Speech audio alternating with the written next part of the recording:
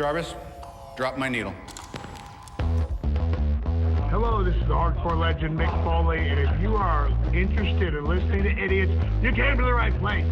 Have a nice day. Woo! That's an attention getter. He's a very strange young man. He's an idiot.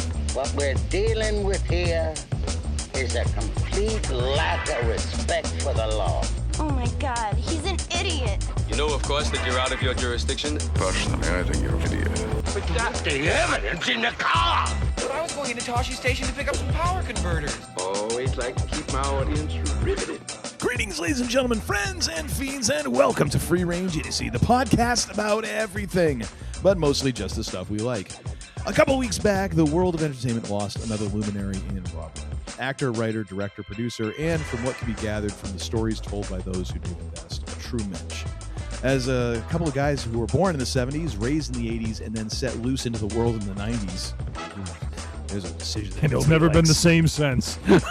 We have a certain perspective on the man's career, and we're going to talk it through with y'all in this episode 229, As You Wish. I am your Uncle Todd, and with me, as always, the man who once had possession of Ian Faith's cricket bat, but mistakenly gave it away to a Romanian tourist after a heavy night of drinking. He has been my partner in Idiocy for over 2 decades, and possibly spontaneously could possibly spontaneously combust at any given time. I give you the man they call Tim. Greetings and salutations, my friend. How are you?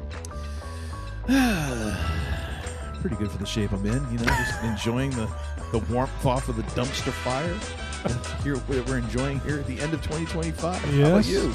I'm doing well. Oh, by the way, speaking of which, even though we're recording this on December 28th, 2025, happy 2026, everybody. That's right. Yeah, this will post on the 2nd, I believe, right? January 2nd of 2026. Unless of course everything just winks out of existence at 12:01 a.m. and in which case, wait a minute. If I do this, does it do the fireworks? There we go. Happy New Year! Yeah. There we go. All right. Woo. Here's looking up. Yeah. Anyways. Oh, wait a minute. I got to do the woo with the appropriate prop here. Woo! There we go. Anyways. Uncle Todd averted his eyes, apparently. Yes, I did. Yes, I did. So we are going to chat a little about. Oh my gosh. I'm losing the powers of speech, much to the delight of all of our listeners, honestly. We're going to talk about the career of one Rob Reiner, son of industry titan Carl Reiner, as I listed. Danny, actor, writer, if you director. ask me that again, you will not wake up the next morning. He's ready. Carl Reiner, God bless him in the Ocean's movies. Oh. I saw you this morning before you woke up. Playing the elder statesman that he is. Wonderful. Why don't you just have some vitamins? Oh my gosh. But yeah, so how do we want to attack this? Because I think you were correct. There is no way to get around the fact that we are doing this episode because we did lose the man and his wife far too soon. In fact, 2 weeks ago when we were recording our what was going to be our last, what we thought was our last episode of the year, but was more before our break going into Christmas, and just one of those things. We were getting to the end of the show. I just happened to pop over to Yahoo and just saw this article up as the first thing, and it was just like, holy crap! But. Yeah, the unfortunate passing of Rob Reiner and his wife, whose name is, sorry, I should have had this up before we started. Sorry, I'm trying to find his wife's name. One moment. Michelle. Yes. I was like, I've read it a few times over the past couple of weeks. It should be in my brain, but it wasn't. Yep. But to your, as you mentioned in your intro, to your point, from a lot of articles I've read, since then, there was one that had several actors who had worked with him, who just seems universally loved, just highly respected for what he brought to the craft. To your point, what we're about to talk about in our show notes or sorry, not in the notes we'll post, but in our show outline that we kind of run off of, had an amazing run from 84 to 92 as a director. Just a murderer's row of sorry, that was the wrong thing to say. But just a very strong lineup of movies from 84 to 92 that he directed. And two, for me, two of those movies really hold, well, I guess a third because I did see it, but two of the movies that I've watched many, many times. In fact, probably will watch one of them this week because it does happen to, not center on, but almost end on a New Year's party, if you will, which is When Harry Met Sally. But two of them have been a big part of my life, not just during my kind of single years, but also raising a family as well. And so so I we wanted to, we thought it was apropos to take a moment and just kind of reflect and talk about the content that Mr. Reiner created that impacted us, and just in a way pay tribute through just talking through how that content resonated and touched us in terms of the art that he put out there. So indeed. And just for further clarification, if you happen to have stumbled upon this episode and you're thinking like, oh, we're going to talk about him and his wife's murder, developing details and all that, we don't do true crime. So you can go find another podcast for that. I'm sure other people will talk about it. We all have the interweb these days. You can go and read to your heart's content as much or as little about that as you want. We're just going to leave it at it's tragic. And in an ideal world it wouldn't have happened. So we're not going to delve into the actual minutia of that. And I think another little disclaimer too is, as we go through, parts of his career, and I say it that way, parts, because we're not going to sit here and pretend to be students of his work, and we don't know all of his work through and through. We even the lineup that I just talked about, those movies from 84 to 92.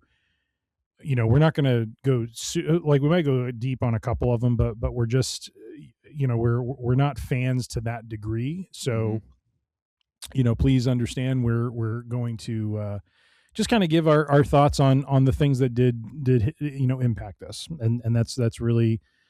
Quite honestly, is to brand. We basically talk about the things that we've experienced and have deep knowledge on based on those experiences, and kind of run with it from there. So, yeah. I don't know about you, so let's start off with kind of our first, kind of a quick hit, like first time that you were aware of Rob Reiner. Honestly, and not that I understood it because I was a kid at the time, but my grandfather, my maternal grandfather, watched All in the Family reruns. I don't want to say constantly, but every time we went over to my grandparents, who lived in the same town as I grew up in, we would go over from time to time for dinner during the week. And after dinner, he would always put on All in the Family. Mm-hmm.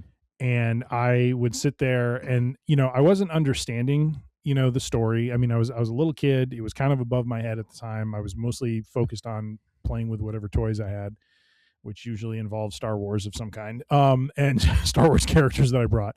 Shocker. But there was always the thing that I remember though is listening to, the father, Archie, talk to Meathead. Mm-hmm. Oh geez, Meathead. And the reason why that stuck with me, and not that my father is a 1-for-1, clone of Rob Reiner, but Rob Reiner, when he was on All in the Family, looked very much like my father. Had the long, my dad, when he had hair, had long hippie hair. Yep. Red hair, had the mustache. And so a lot of times I would look at that and I knew it wasn't my dad, but I'm like, oh, that's the guy that looks like dad, and I don't know. I just kind of always focused on him because it just looked like my dad, you know? And so, so honestly, that's where I got my first dose of Rob Reiner, was through All in the Family, and his role as Michael, quote unquote, Meathead Stivic. Yes. Who, oftentimes was the guy who, called BS on a lot of Archie stuff. So Oh yeah. And that was the same way that I got introduced to him. Because I remember, I don't remember where it was, but I started catching All in the Family reruns and thought they were hilarious. And this is in my teens, I think. So I still didn't quite get like what they were going for. Never got to the point where I didn't understand that Archie wasn't kind of the butt of all the jokes. Right. Like, even though he's the main character around which everything, he's the clown. Like, he is the guy who always comes up short. Yep. Which is one of those things where it's kind of amazing to me that people would think that Archie is the hero of the show. It's like every single time he comes out in the short end of the stick because of his, of who he is. And actually I can't remember, did I send it to you on Instagram, I think, where there was an interview with Carol O'Connor where he was talking about Archie. And no, I don't think you sent it to me. Just talking about like how he always viewed him as a broken man. Like there's things in him that are defective and things that have been handed down that are, beliefs and views of the world, and that he's just a very, very sad kind of man. Like he's not a happy person. He's just a very unhappy person because of the world, because it doesn't line up with these broken ideas that he has. And I would, hearing that enunciated, because Carol O'Connor as a human being was incredibly eloquent. It's kind of funny because even as I'm like, he doesn't sound like Archie. That's not his voice. Even as he's doing this interview, I'm like, wow, it's so weird to hear him talking in his kind of normal speaking voice, as opposed to, Archie. And Meathead was the counterpoint, the direct counterpoint of Archie, and was, even though he's dating Archie's daughter, he has no problem just like tearing into Art. Like, it was very adversarial. And kind of the way that you wouldn't imagine like a dating relationship would go. Like, you're usually trying to at least endear yourself to the parents. And Michael Stivic did not give a crap. Yeah. Really about endearing himself to Archie, which was in a way kind of, it added to the comedy. It's like, dude, you're like cooking your own goose here. Like, like you're shouldn't you be trying to make nice with your lady friends, folks? Yep. But yeah, it was, he was a very strong character, and a very strong actor that kind of held his own against Carol O'Connor, who's a great actor and had this iconic character, and really held his own space, which is pretty impressive when you look at it from that standpoint. Yeah. And that was kind of the first time that I was like, oh my, this guy, like, holy crap. And then I think the next time I remember seeing him in anything like on screen was like, this is Spinal Tap. And I'm like, okay, Meathead's changed a little. He looks a little different, Yeah. Yeah. But yeah, it was kind of the same thing. Like, All in the Family was kind of the gateway into the Rob Reiner verse, if you will. Yeah. Yep. Yeah. And, to your point, when I would see him, like I'm just looking through his IMDb for acting, started in 1961 with the show Manhunt, was actually in an episode of Batman, the original Batman in 1967. I saw that. I was like, I want to go back and find that episode. Playing delivery boy. Well, I mean, hey, you got to start somewhere. Was on the Andy Griffith Show as Joe, the printer's apprentice. Which I love the fact that there was like, they felt the need to give him a name, but then also be like, oh yeah, he was this guy. Yeah. Gomer Pyle, USMC as Moondog, Beatnik, the third recruit, whatever that means, was a player on the Smothers Brothers Comedy Hour. Was on the Beverly Hillbillies as Mitch. Son of a Mitch. And then was on the Partridge Family in 1971 as Snake, which all I can think of is Snake from The Simpsons. Hi, dude. See, I'm thinking Snake Plissken from Escape from New York. Well, there you go. Was also on the Odd Couple as an actor. Dude had a wide swath of different He was on he was on the Rockford Files. Oh my gosh.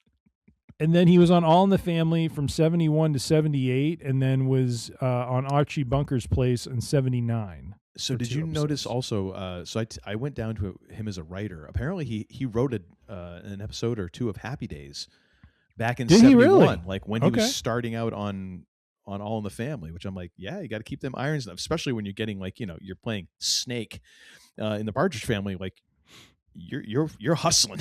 Yes. Yeah, I'll write it. What's Potsy done this week? I'll write that up. Yep. Sure. Till that All in the Family money starts coming in. Let's see what else. He was on the Gary Shandling show.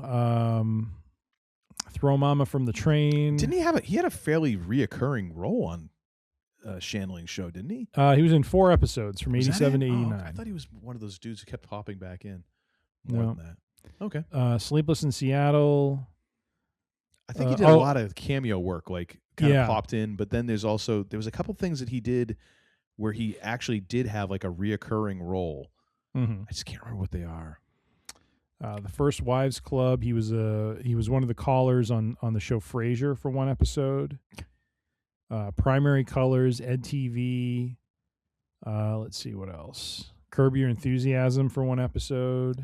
So this let me break in for 1 second, because this just reminds me of something. So me and the fam were we have these like plastic blocks that's almost like Trivial Pursuit, like that has all these cards in them, and they're supposed to be like conversation cards.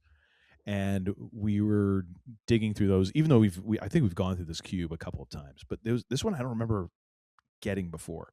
And it was like, if you could have any celebrity's life for 24 hours, who would it be? And to me, I was like, I don't know that I crave anybody's celebrity life. Like it's not that interesting to me. You know what I mean? Like there seems like a whole lot of bullshit you have to deal with some of this stuff with fame and all. But the one thing that was appealing to me, that I was trying to find a way to enunciate, was like, I want to be of a certain celebrity. If I could be a celebrity, I would want to have a certain celebrity status where I could do goofy stuff, like just like people would call me up and be like, hey, I've got this one part in a movie. We know each other from it. Hey, you just want to come down here? Like, it's just down the street. And just have like these weird things that I could be part of just because you have a certain level of fame and you're connected and you know people. Like that is the sort of thing that to me would be really cool. Like, oh yeah, and I was in that movie. You were? Yeah, for like 10 seconds. I was this thing. Or I was the caller on Frasier. Like, that's the sort of thing, like that's the sort of fame that I would want to have. Like, do the stuff I love, do it really well, and then also be able to just do this goofy shit on the side. Yeah. That would be my ideal sort of fame. Yeah. And then just people leave me alone. There you go. Wouldn't that be lovely?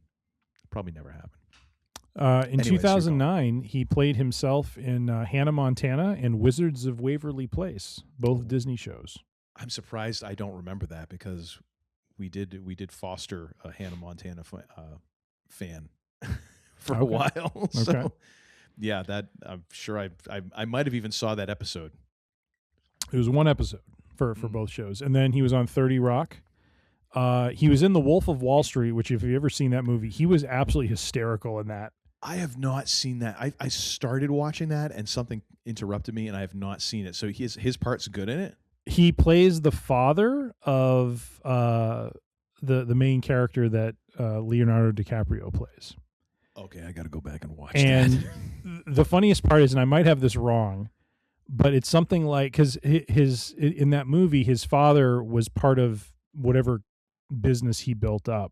Okay. And he's complaining to his son and his compatriots about the expenses that they're ringing up for the, he's like, how do you spend 200 like in just that Rob Reiner Jewish voice? He's just kind of like, he's like, how do you ring up $200,000 in hookers? And just listening to Rob Reiner say that is absolutely hysterical. He's just going on about all the crap that they're spending money on. And he's like, Dad, it's no big deal. It's like, it's no big deal. What are you talking about? I mean, like Rob Reiner, like sometimes the characters he played, they were like this close from having a heart attack. You know what I mean? It's just like very much in that Adam Pearce, just like yes, befuddled and just overwhelmed, but somehow just like, I got to see it through. Exactly. Yep. Like, I quit the wrong week. They're literally like Lloyd Bridges in Airplane. I quit the wrong week to quit smoking. Yes. What else? He was in The Bear, which is a recent television. He was in 4 episodes of The Bear. That's the one, because I think that it was like season whatever, and the idea was people were like, oh, I really wanted to see where his character would go in the next season sort of thing, because I remember that being mentioned. And he was in Spinal Tap 2, which I have not seen yet. The End Continues. I have not seen that either. As Marty DeBerg. And then apparently he was on Conan O'Brien's show, I guess, It Needs a Friend, podcast series, as Conan Marty Needs DeBerg. Friends, yeah. Sorry, Marty DeBergy. Marty DeBerg, yeah. Yeah. So, I love how that's like almost its own kayfabe. Like, he would just... Yes. It's like Rob Reiner kayfabe. It's very specific. Yes, but it is lovely. So good. So yeah, those are his acting credentials. But like I said, All in the Family was probably, from an acting perspective, the biggest. My biggest impactful moment with him. You mentioned This Is Spinal Tap. I don't think I got exposed to that until college when I went to Connecticut. Kind of the same for me. I think I had some friends who got me turned on to like I knew about Monty Python, but they got me into more of kind of the deep cut sort of stuff that they did, which is really good. Mm-hmm. And part of that was This Is Spinal Tap, and watching that movie, and seeing all the kind of ridiculous humor that was part of that, which was phenomenal. But yeah, that was probably, and then. From there, it was When Harry Met Sally, and then The Princess Bride was a big one. And I don't honestly remember which one came first, if it was Princess Bride or When Harry Met Sally. But like my sisters, I think both really enjoyed Princess Bride. I remember I may have watched it back in the late 80s, early 90s because of the tie-in of Andre the Giant. Oh yeah, from wrestling into it, but back when I was in high school, middle school, like I really didn't care about that movie until I became an adult. And then, what really did it for me was we had one car ride when we did a lot of car rides from Chicago to New Hampshire to visit my family. And we put it on, we put on an audiobook that Carrie Elwes put together. I'm forgetting the name of it. Let me look that up real quick. Audiobook. That must have been awesome. Just like, was it his stories about it, or was it him just? It's called narrating? As You Wish. Actually, it's called it's the audio book. He wrote a book called As You Wish, which was all about just the experience of the Princess Bride. But what was great was Rob Reiner, Billy Crystal, Chris Sarandon. Everyone involved.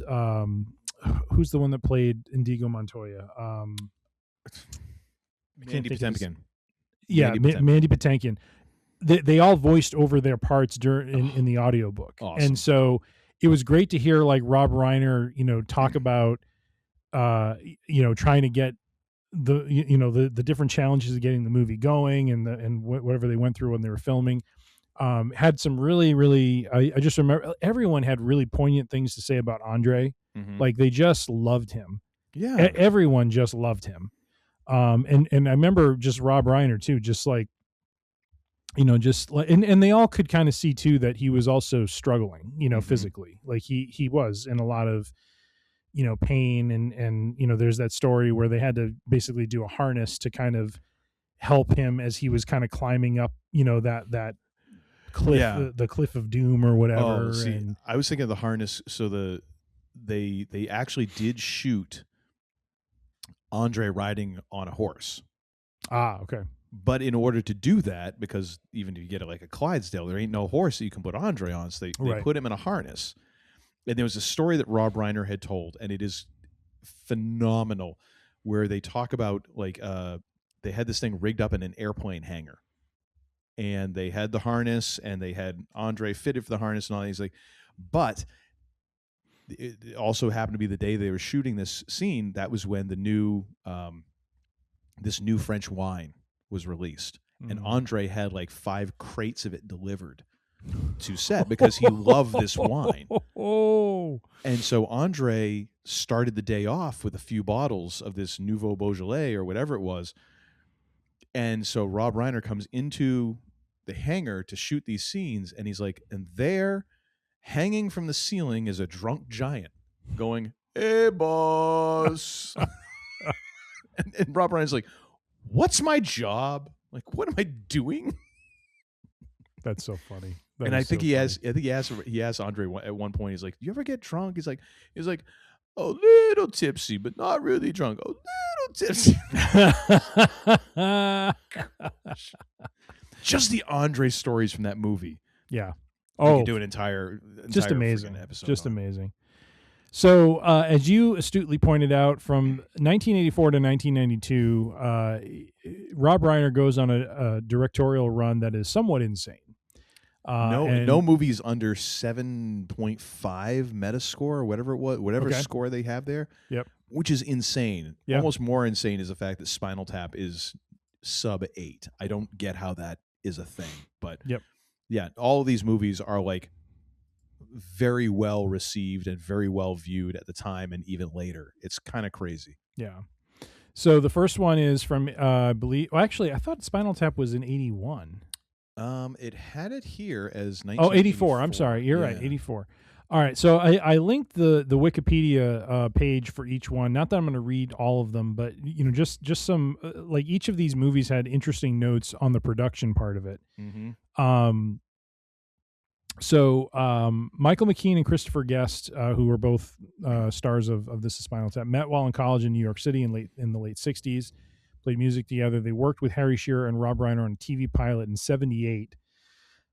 Excuse me, for a sketch comedy show called The TV Show, which featured a parody rock band called Spinal Tap. During production of that sketch, while being burned with oil from an onstage effect, McKean and Guest began to improvise, inventing characters that became David St. Hubbins and Nigel Tufnell. Going into like the development of this movie, where was it? There was actually, I'm trying to find. Okay, Rob Reiner also went to. Sorry, I'm kind of jumping into the middle of these notes, but Rob Reiner also went to see the English heavy metal band Judas Priest in concert as part of his preparation for the film.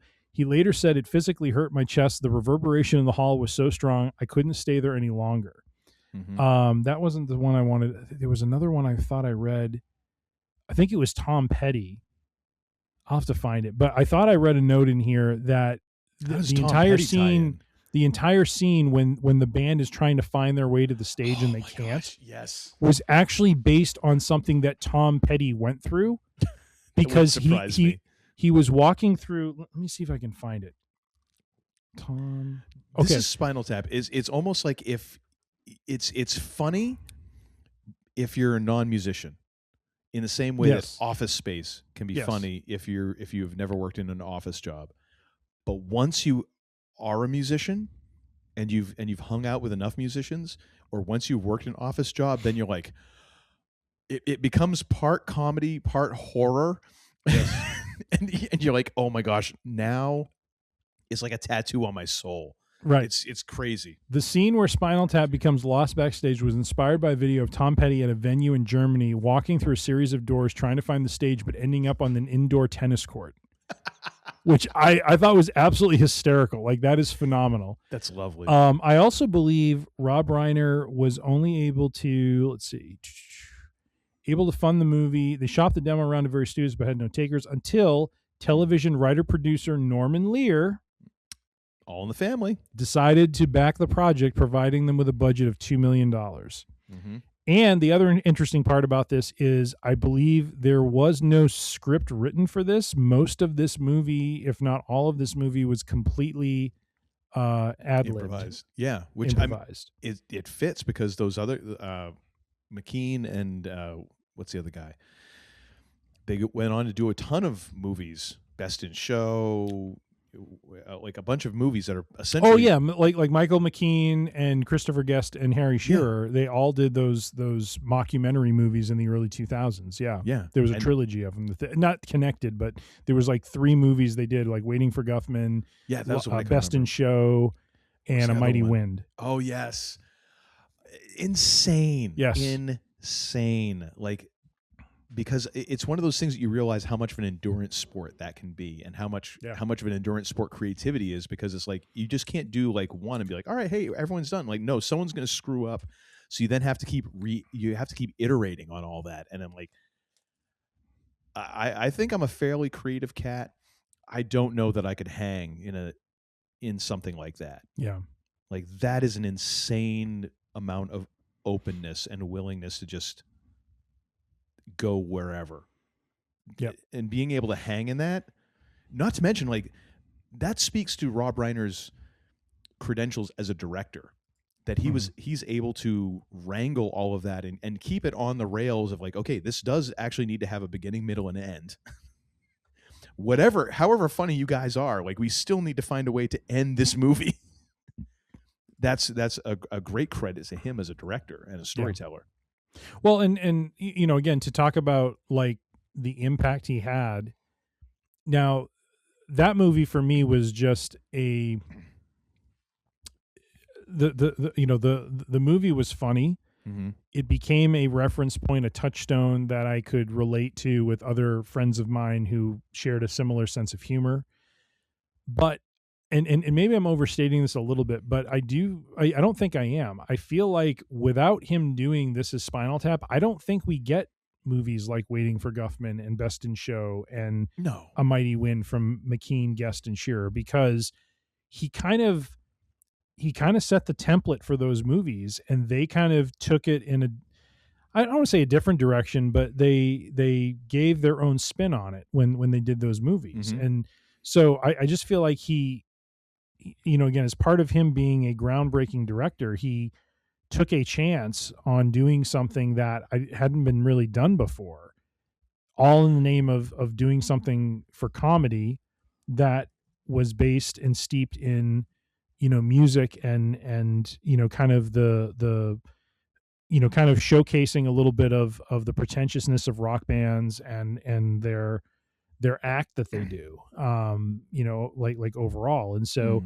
you know, just wanted to kind of call out, like, you know, how this movie not only gave him, you know, I do believe when we get to The Princess Bride, that the fact that he wanted to test himself doing This Is Spinal Tap to see that if he could do that, like if I can do this movie, then I know I can do The Princess Bride. Was part of his reasoning. Like, he wanted to establish himself as a director through that movie to know that he could go ahead and do, you know, this other one, even though he had a couple other movies kind of under his belt before then. So really, I didn't really know that.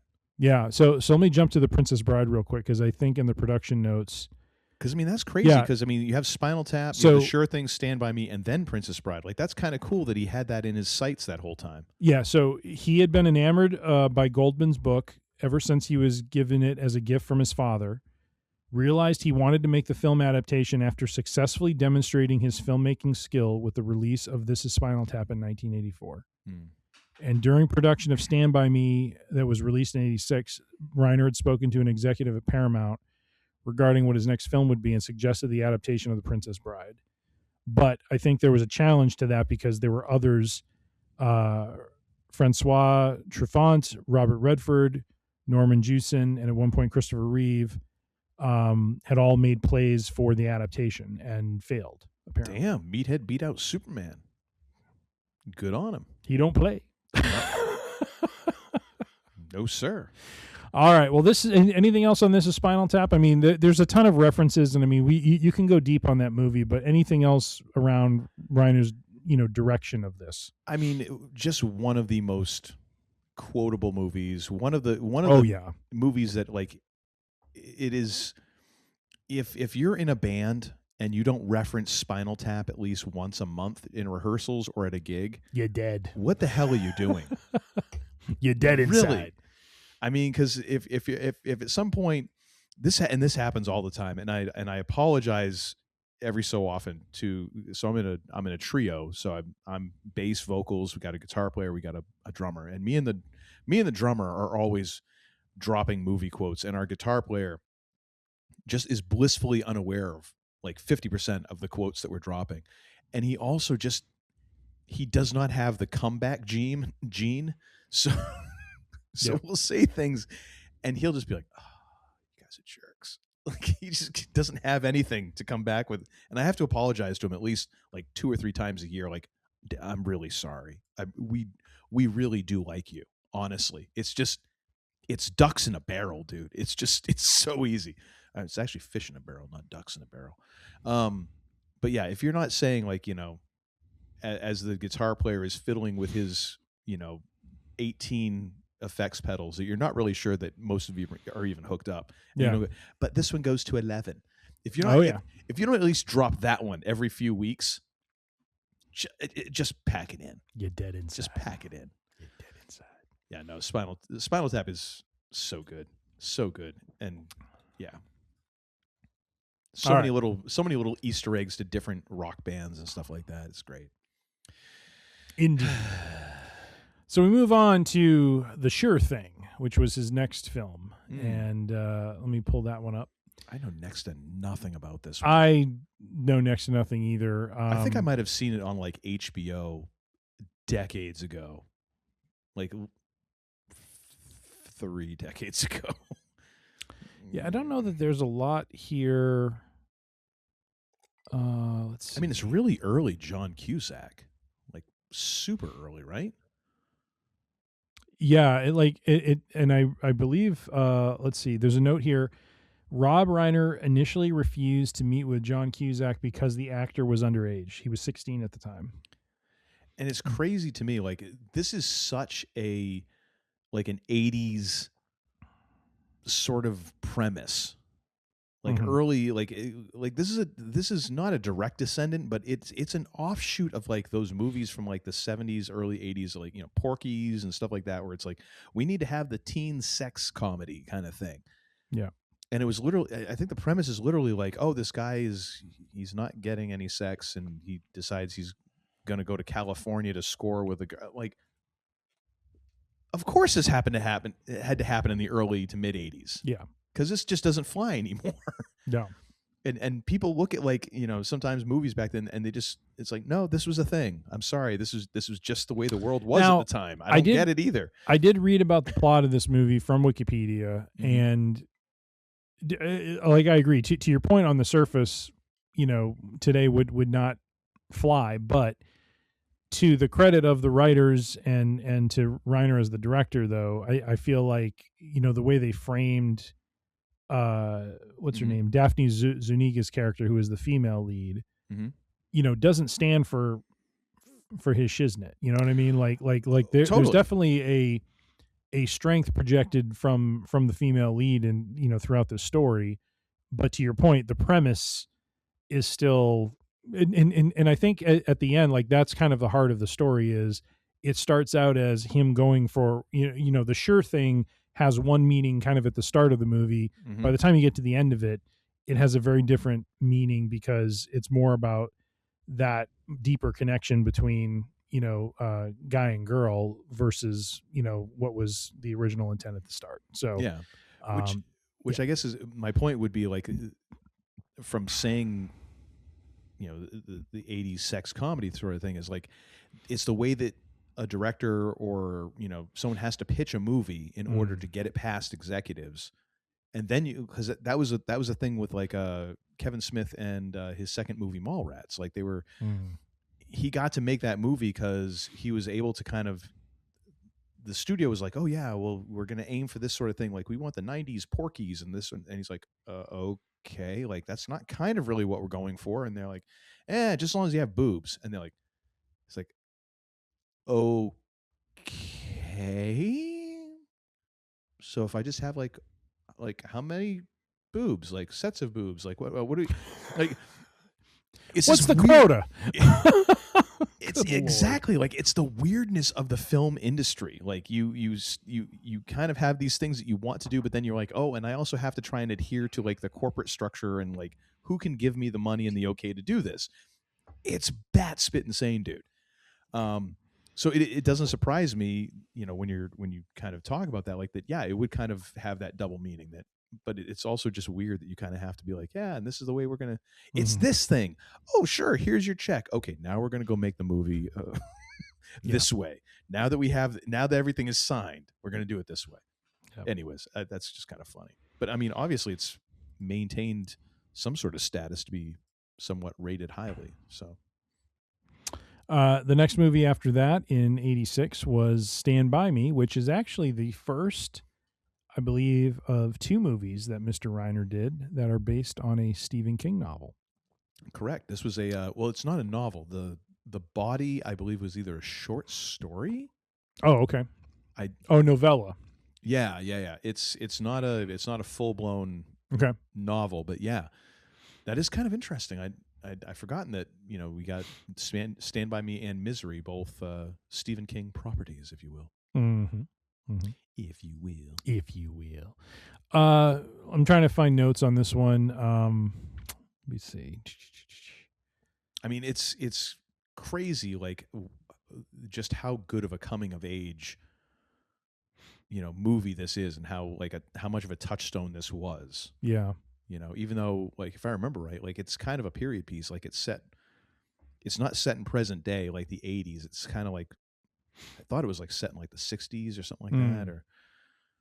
Or I found the note I wanted to mention. So, in a 2011 interview, Reiner discussed his realization that the film should focus on the character of Gordy. And this is because earlier versions of the script, the feedback that Reiner would get is that it was largely unfocused. And so he said, in the book, it was about 4 boys, but once I made Gordy the central focus of the piece, then it made sense to me. The movie was all about a kid who didn't feel good about himself and whose father didn't love him. And through the experience of going to find the dead body and his friendship with these boys, he began to feel empowered and went on to become a very successful writer. He basically became Stephen King. And then Reiner also mentioned that he identified with Gordy as he too struggled with the shadow of fame cast by his comedian father, Carl Reiner. The writers incorporated Reiner's suggestions, producing a new script by December 84 for Embassy's review and approval. So, and then there's another, days before the shooting started in summer of 85, Embassy was sold to Columbia Pictures, which made plans to cancel the production. However, Norman Lear, one of the co-owners of Embassy and the developer of All in the Family, gave $7.5 million of his own money to complete the film, citing his faith in Reiner and the script. Dude, Norman Lear is all over Rob Reiner. And again, I'm not trying to say that Reiner didn't do his own thing, but again, it's one of those things that without Reiner having that relationship with Norman Lear, how much of this stuff wouldn't have been made? Or just, and it's not just the relationship, it is that belief. Well, based on the relationship, though, like totally, yeah, like the relationship gets Lear you there, but believed in him because he saw something in Reiner that others did not. And same with you can relate this directly to George Lucas. Like I forget what the head of 20th Century Fox was when they were making Star Wars, and like he fought tooth and nail to keep the movie going. Yeah. Because the executives are trying to shut it down. And at one point, he just, like, as the head of the studio, stood up in a board meeting, was like, "It's going to be the greatest movie ever made." And everyone, nobody bothered to challenge him because, like, he's gone nuts. This dude's gone around the friggin' bend. And even that was barely enough to save George Lucas's ass. Like, essentially, they bought him enough time that he was just barely able to finish the movie. And it's kind of crazy that you could look at, like, this is Spinal Tap, which I don't think this is Spinal Tap or The Sure Thing necessarily made, like, huge amounts at the box office, but they were successful. They were, and that by the third movie, you still had to have this sort of thing where it's like someone, a patron essentially, coming in and being like, "No, I believe in it. I will write the check because I'm going to bet $7.5 million," which in 86 money. So I mean, I love how we're talking about 7.5 million like it's pocket change to us, but I mean, that was a lot of money back then. Yep, it's insane. Like, that is a huge ass bet. Yep. But obviously, and rightfully so, believed in the man's talent. Yep. One other point about Reiner: before filming began, Reiner put the 4 main actors, Will Wheaton, Let me pull it up here. Let's see. Will Was Wheaton, Feldman? River Phoenix, Corey Feldman, and Jerry Connell put them in, let's see, put the 4 actors together for 2 weeks to play games from Viola Spolin's Improvisation for the Theater, which Reiner called the Bible of theater games, and build camaraderie. As a result, a friendship developed among the actors, and then Wheaton would later recall, when you saw the 4 of us being comrades, that was real life, not acting. So just kind of interesting that way. I have not seen Stand By Me. I of course have heard that it is extraordinarily. Really? I've never seen it. Wow. Aware of it, just not seen it. I am shocked. Like, granted, I haven't watched it in the past 30 years, but I do remember watching it. Yeah. Crazy. Still need to watch it. It is. Well, I'd be curious actually to watch it now to see if it hits the same. Yeah. I'm also equally curious, like, what Stephen King thought about this adaptation, and the fact that, they kind of had to tweak it around and focus on this character, and then that idea that, like, he then becomes Stephen King. Like, in a way, like, I can imagine King getting kind of a kick out of that. Like, all right, fine, you improved on it, son of a bitch. Yep. Wish I'd thought of that. Yep. Huh. I'll have to search around and see if there's an interview or something for that. That'd be interesting. Next one is 1987's The Princess Bride. Some interesting production notes on this one, and guess what? Guess who's backing Reiner in this one? I'm going to guess Norman Lear. Bah! I mean, at this point, it's almost like, well, he makes me money. Why would I not? Why would I not bet on the farm on this dude? Like, every single time, the money just comes back. Like, sure. But to your point, though, the fact that Reiner, through each project that Reiner is doing here, he's validating that trust. He's validating the faith that Lear is putting in him. Mm-hmm. Lear is investing money, and that money is not, yes, he's making money, which at the end of the day is the metric that's really going to matter. But you can see from that Lear keeps, backing him through these other projects. And it's just like, as I was kind of reading on this morning, reading all these production notes across these movies, that's what struck me is like how interesting. And this is a message like I give my kids, in terms of the professional work that they do, is like, you don't know what certain relationships and opportunities are going to end up reverberating throughout your career. That's true for me as well. Like I got connected in with a group, through the work I was doing out here in Chicago, and that work took me all the way through, 2, 3 different, 4 different companies where I worked with the same kind of core group of people.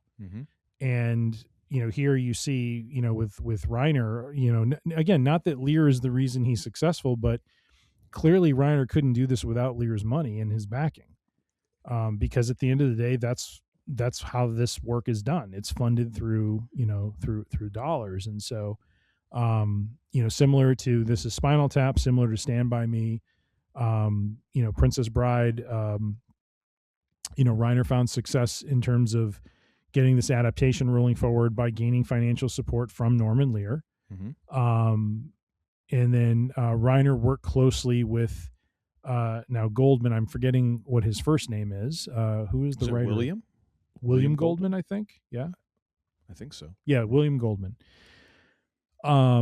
Worked very closely with William Goldman to adapt the book for the screenplay. And so, I don't know if some of the other suitors for, doing that adaptation were just leaving Goldman out or what, their offer was to him. But it seems like Reiner must have struck a chord because he worked with the author of the book to make sure the screenplay was true.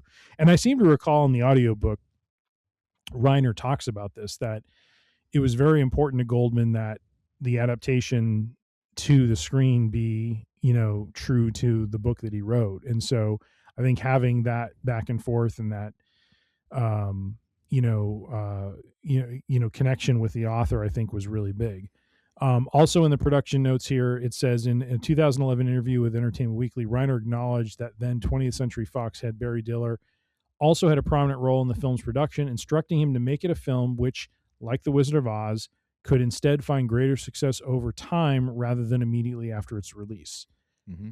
And that is true. Like, I think it came out, and I don't know that it came out to a lot of fanfare, but man, over time, this movie has turned into a cult classic. You know, it's many families cult and classic. generations have, reference and go back to.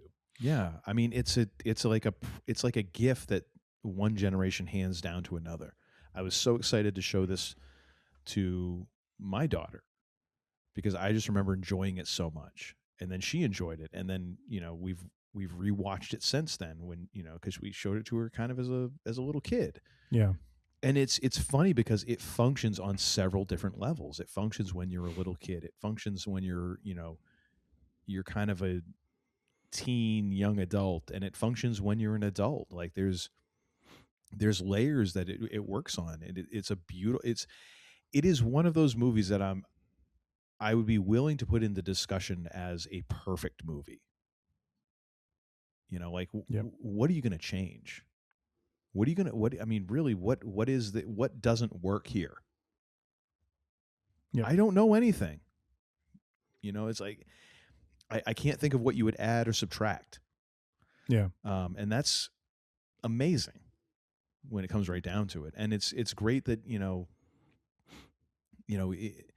I would have to think that if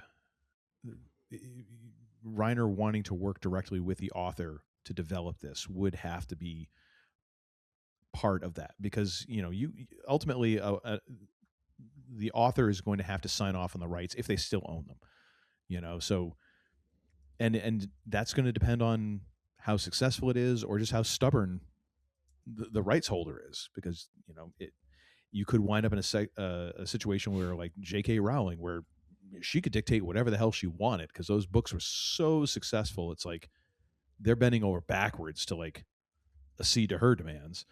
Or you could get locked out like some other people who they signed away all their rights and then they get sold and they're like, yeah, I wasn't even consulted on the thing. Yep. And then learned, Rick Riordan for the Percy Jackson movies as opposed to the Percy Jackson series, which I'm intimately acquainted with because Kaylin is a huge Percy Jackson fan and not a fan of the movies. Huge fan of the show though, because they actually consulted Riordan. I have to imagine that if Golding held the rights, that would have to be a thing. Especially if he's in the mindset of like, I don't care about how much money you're offering me. I want this done correctly. Hell, I could imagine him sitting in a room with Rob Reiner for an hour and coming out going, okay, he's the guy. Yeah. He seems like he really cares about this stuff. Nice. Other notes from the casting. Reiner quickly decided on Cary Elwes as Wesley based on his performance in Lady Jane. Elwes, for his side of things, had read the book in his childhood, associated himself with the character of Wesley, but never believed he would have that he would have the opportunity to play him. Huh. But Reiner knew that Elwes was perfect for the part. So the Robin Wright one was interesting. She was cast late in the process, about a week before filming. Uma Thurman, Meg Ryan, Sean Young, Courtney Cox, Alexandra Paul, Whoopi Goldberg all auditioned for the role. Wright's agents had heard of the casting call and encouraged Wright to audition. Though initially shy, Wright impressed Jenkins and later Reiner. They invited Wright to come meet Goldman at his house. Jenkins recalls, the doorbell rang. Rob went to the door, and literally as he opened the door, Wright was standing there in this little white summer dress with her long blonde hair, and she had a halo from the sun. She was backlit by God. And Bill Goldman looked across the room at her and said, well, that's what I wrote. It was the most perfect thing. I'm still taking, great story, by the way. I'm still taken aback about the idea that Whoopi Goldberg. Yes, I know. Yep. And I'm not trying to go with the fact that like everyone else is lily white in this. Yep. And Whoopi Goldberg is not. Mm-hmm. Just Whoopi Goldberg's overall attitude. That would be a very different movie. Yeah. Granted, I could be talked into seeing that movie. Like that's a different direction. Yeah. But wow, holy crap. Oh yeah, Mandy Patinkin and Wallace Shawn were early choices for the cast. Shawn, in particular, was chosen as Vicini due to his diminutive size to contrast that of the giant Fezzik. Here's an interesting note. Danny DeVito was considered for the role of Vicini, which I could see. That is probably the one other actor that I can think of immediately that I'm like, okay, I could see that. Yep. Otherwise, I don't know who else you cast. Wallace Shawn is just so much that character now. Like, and then else? Apparently for Goldman, his first choice for Fezzik was Andre the Giant, whose wrestling schedule. So originally Goldman shopped he's a his wrestling novel. fan, right? I mean, Goldman was. I think so. In the early 70s, he shopped his novel. His first choice for Fezzik was Andre. His second choice was Arnold Schwarzenegger, who at the time was almost unknown as an actor. By the time it was greenlit, Schwarzenegger was a major film star, and the studio could not afford him. Jenkins contacted the World Wrestling Federation to ask about hiring Andre, but were told that the filming conflicted with a wrestling match in Tokyo that would pay him $5 million. Jenkins auditioned other tall men, including Kareem Abdul-Jabbar, Lou Ferrigno, and Karel Strukian. I don't know who that is. But those didn't pan out. Andre was hesitant to take the part on the account of the fact that the film's dialogue was in English while he was French, because he was a professional wrestler, not an actor. Furthermore, Andre was suffering much pain resulting from his acromegalia, which was to eventually lead to his early death. Liam Neeson also auditioned for the role, but was turned down due to height. Near the end of casting, World Wrestling Federation told Jenkins Andre's match in Tokyo had been canceled, clearing him to play the role of Fezzik.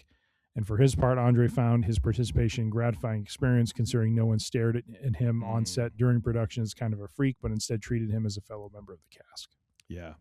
So, but yeah, that's kind of a crazy group of people. Arnold, Kareem, Lou, and then Liam Neeson of all. I have a particular set of skills. Yeah. Height is not one of them. No. and neither Arnold when you get down to it, because there is a very famous photograph of Andre the Giant, Wilt Chamberlain, and Arnold Schwarzenegger, and Arnold Schwarzenegger looks like a little kid compared to those two. Good Lord. Like a little kid. Yep.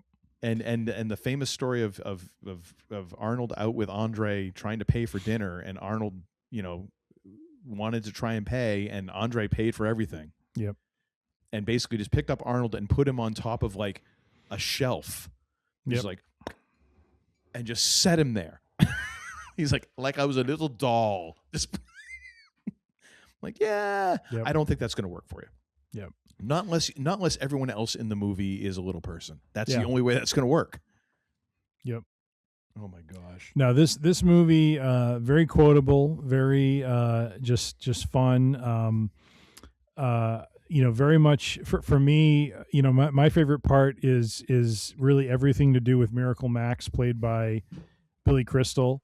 I love the interaction between him and Andre the Giant, and he's like, I'll call the Brute Squad. I'm on the Brute Squad. You are the Brute Squad. Thank you. I forgot how that started, but there you go. So apparently, there was a video I saw. Was it Carrie Elwes who was talking about it? I think it was. And he was talking about how that entire, all the Miracle Max stuff took 3 or 4 days to shoot. Yeah. Because Rob Reiner, his instructions were to Billy were forget the script. Yes. Yep. And just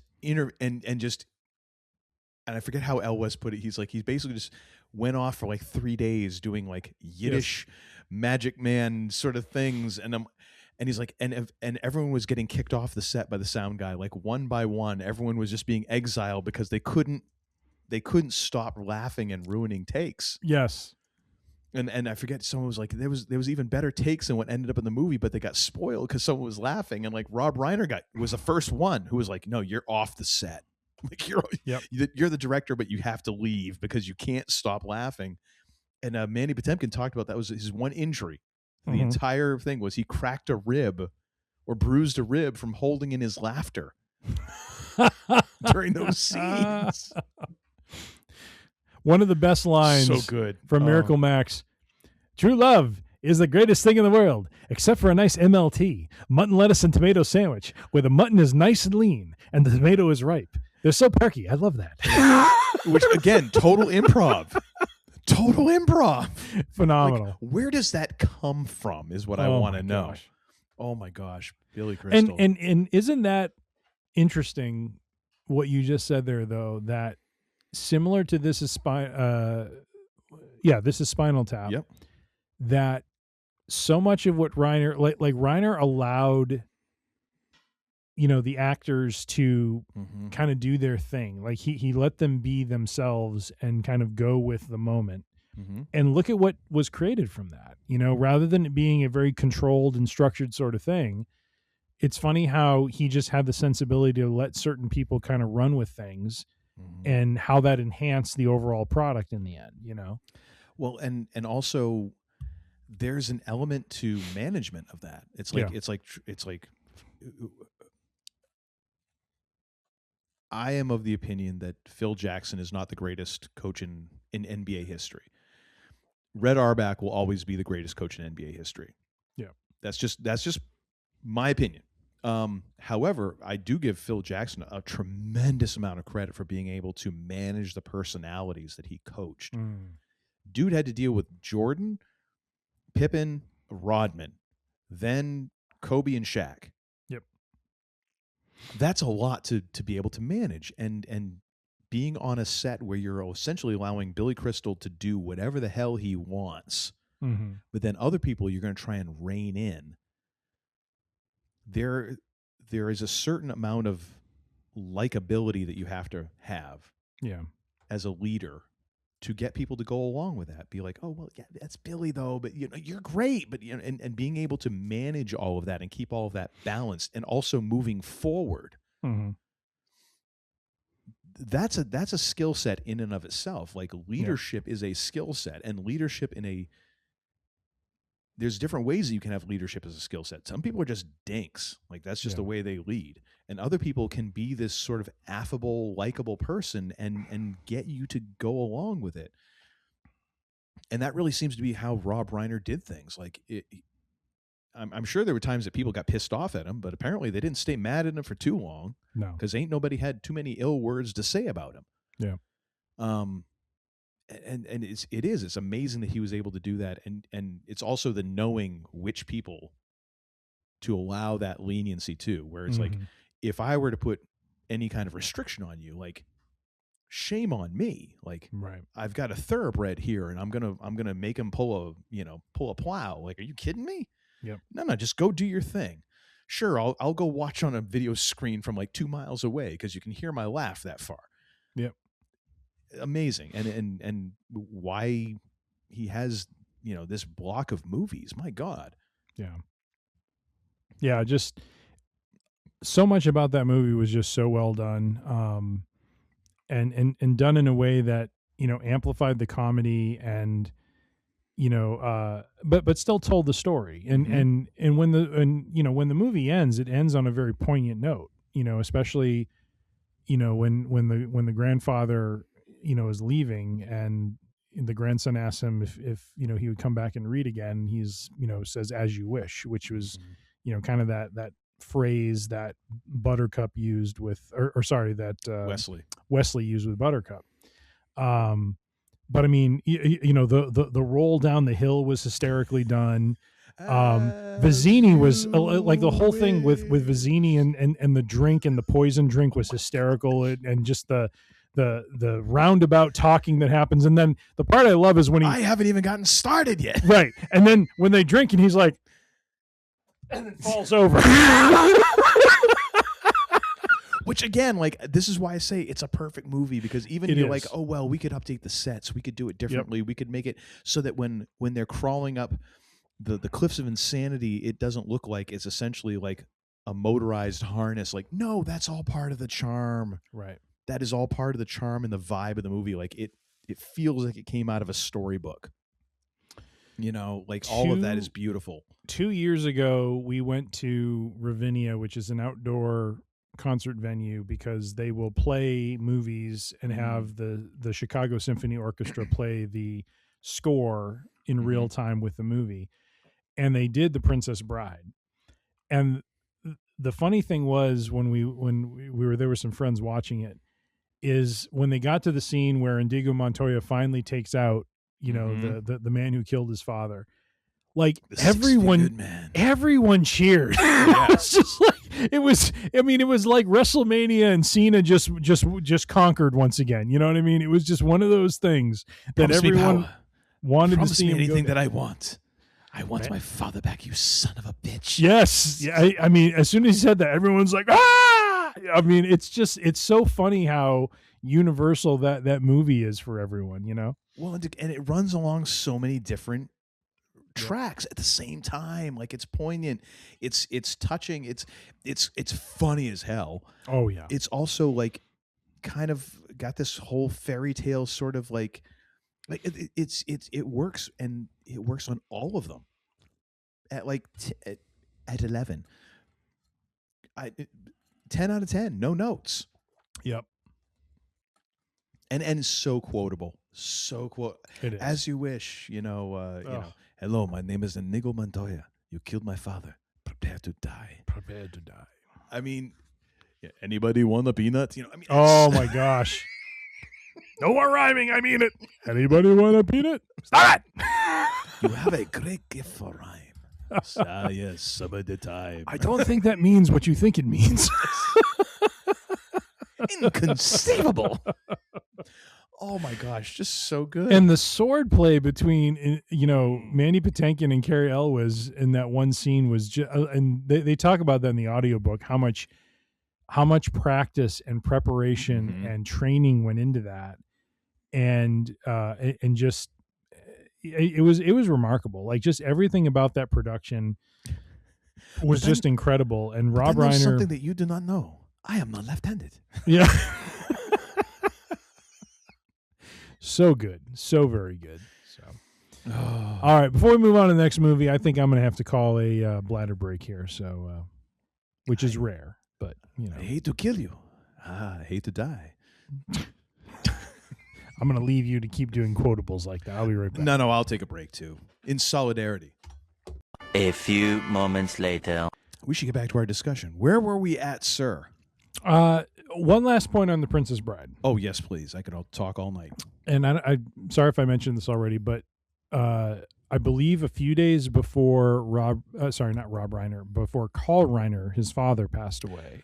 Yes. He did a recreation of the end of The Princess Bride with his father. And I watched it a couple days ago, and it just, it kind of tugs on the heartstrings a little bit, because knowing that Carl passes away a few days later, and just there's a ridiculousness, but there's also something touching to seeing a grown Rob Reiner in bed as the kid. Yes. I mean, it's just beautiful. It's beautiful and funny and poignant, all because, again, like, we all have someone, whether it's a parent, a friend, a partner, or whoever. We just want them to be proud of us. Yes. And we also want them to know, that we're okay and that we've done well. But we also want to share in that, It's why it's so cool when, as a parent, like, your kid takes a liking to something that you like, because it's like, oh, we got this thing, and it's so cool because, like, I get to share, like, this thing that I love with you. Yep. And it might change, it might go through stages or whatever, but that is just so cool. And to share something like that, for him to be like, yeah, this is probably one of the things that people are going to most remember me for. And to be able to then do something goofy like that with your dad, who I'm sure, Carl was proud of Rob and all that. It's like, but to be able to have something like that I'm sure that they probably had a good chuckle about, that's so special. I'm happy for both of them that they got that chance to do that, and that we got a chance to see it. It's gorgeous. If that don't make the room a little dusty, like, man, you need some meat tenderizer for your heart. Something's going on. Fair enough.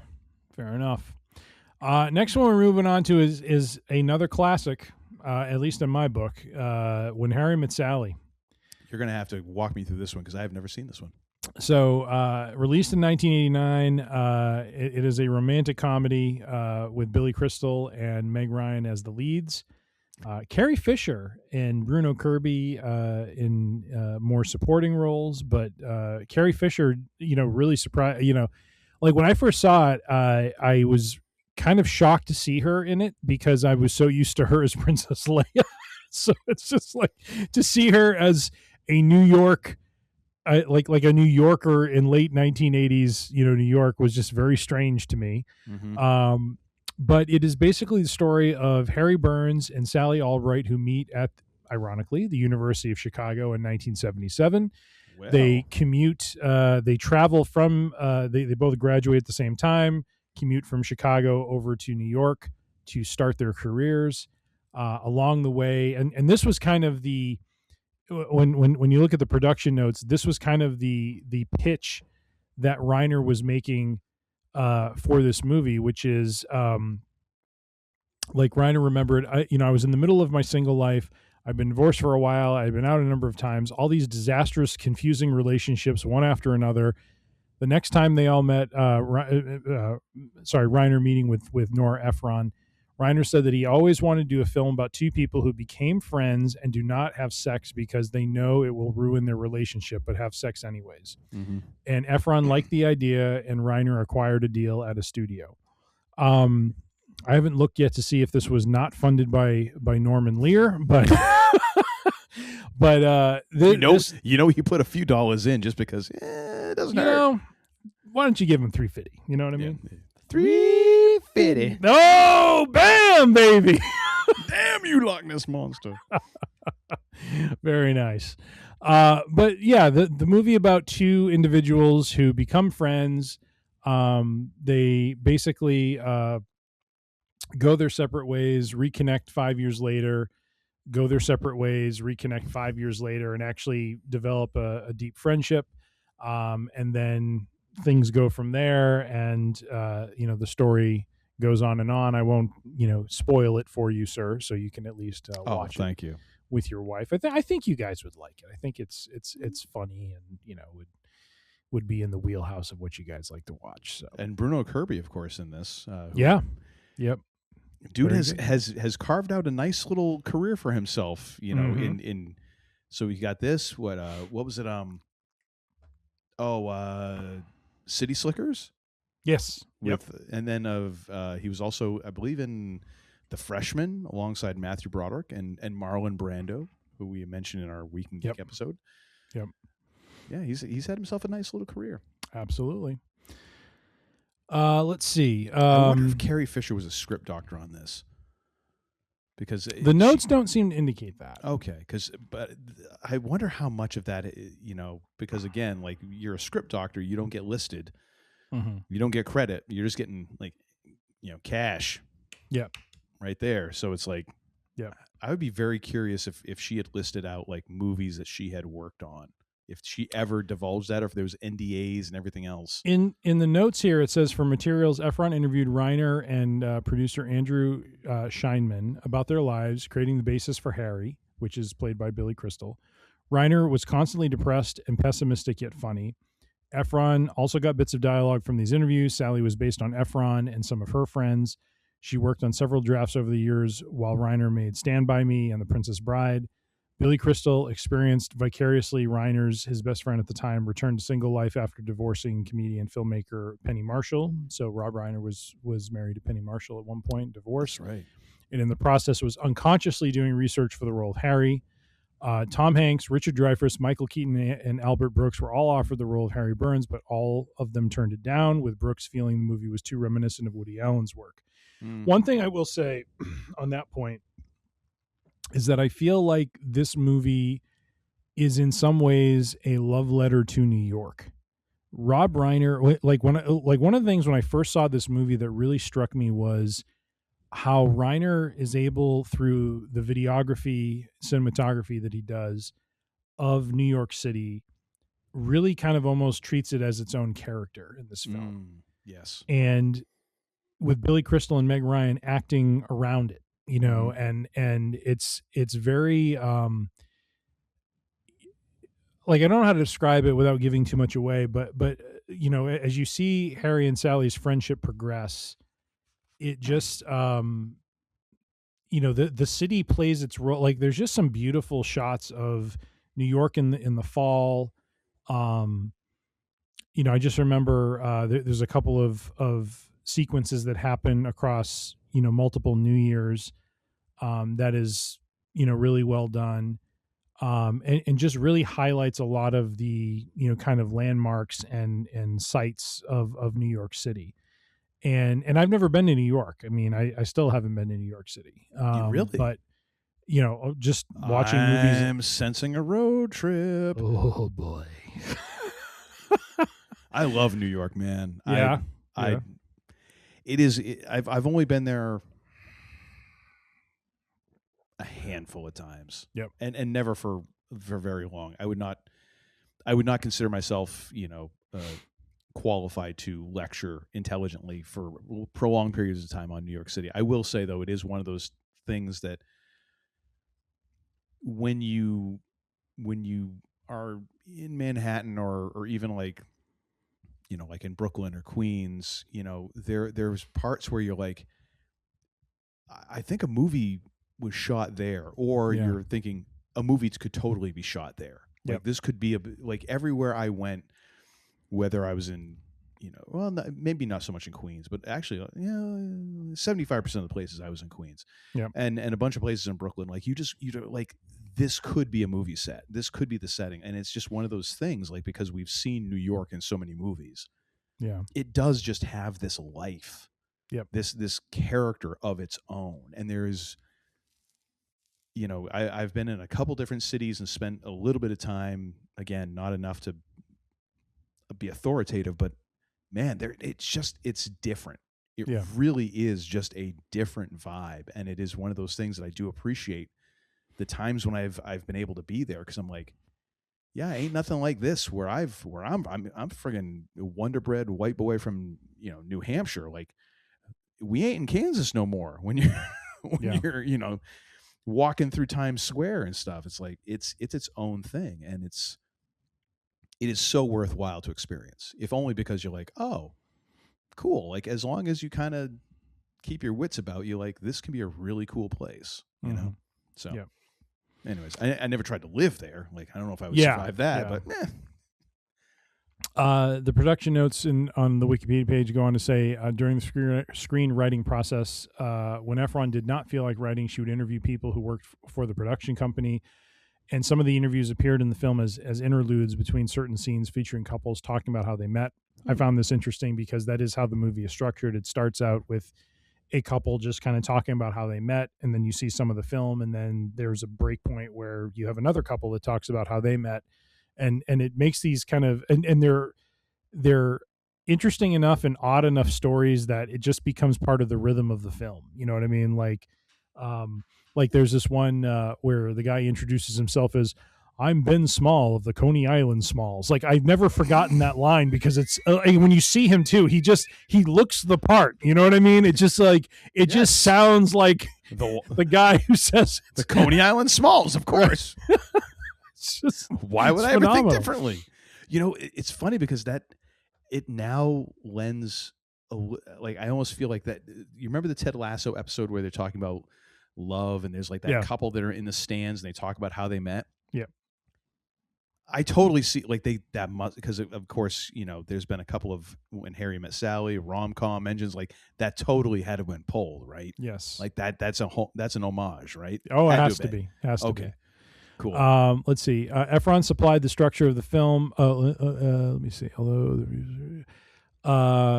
the material was rewritten and reshot with actors, so not verbatim those interviews, but those interviews were restructured and shot with actors. Efron supplied the structure of the film with much of the dialogue based on the real life friendship between Reiner and Crystal. As an example, the scene there's a scene that shows Harry and Sally talking, and they're in like a split screen. Like Sally's in her home, in her apartment, in her bed.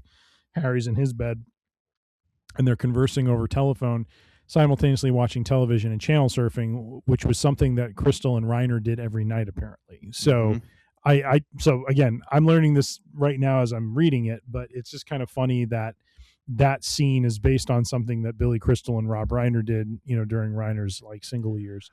Which is funny when you think about like have you ever seen when comedians in cars getting coffee? I'm aware of it. I haven't watched it. So often. there's an episode.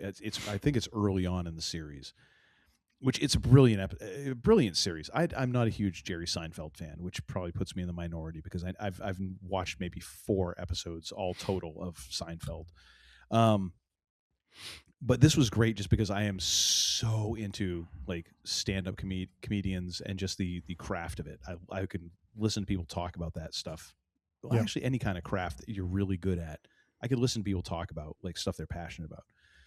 But there's one where Jerry Seinfeld, he goes and he gets, I forget what he gets.